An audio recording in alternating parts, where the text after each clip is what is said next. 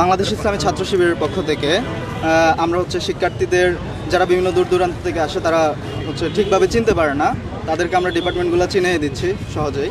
এরপর হচ্ছে তাদের জন্য পানি এবং কলমের ব্যবস্থা আছে, সাথে মেডিসিনের ব্যবস্থা আছে।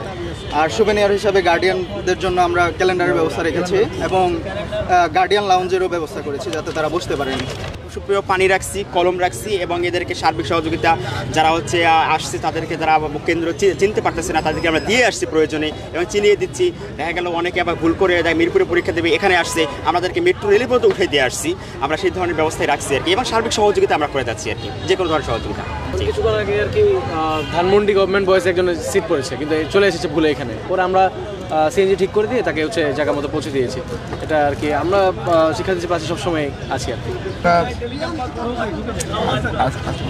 প্রতিবারই নিয়ে আমরা হচ্ছে শিক্ষার্থীদের জন্য কলমের ব্যবস্থা রেখেছি, অভিভাবকদের জন্য আমরা চেয়ারের ব্যবস্থা করেছি আর পানির ব্যবস্থা করেছি।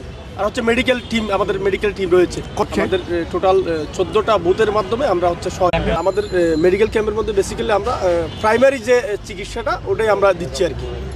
প্রাইমারি যে চিকিৎসাটা ওটাই দিচ্ছি আমরা, যে কোনো যে আপনার ওখানে রয়েছে আমরা স্যালাইন রয়েছে, যে কোনো প্রাইমারি যে ট্রিটমেন্ট ওটাই আমরা রেখেছি। ডাক্তারের মাধ্যমে প্রাইমারি যে ট্রিটমেন্ট ওটাই রেখেছি।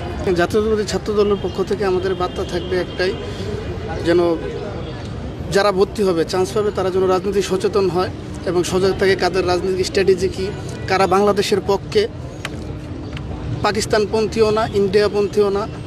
এই জিনিসগুলো যেন করে বাংলাদেশ জাতীয়তাবাদী কারা বিশ্বাসী এবং সেটা চিন্তাভাবনা করে যেন তরুণ সমাজ রাজনীতিতে আসে। আমাদের বার্তা থাকবে এটাই।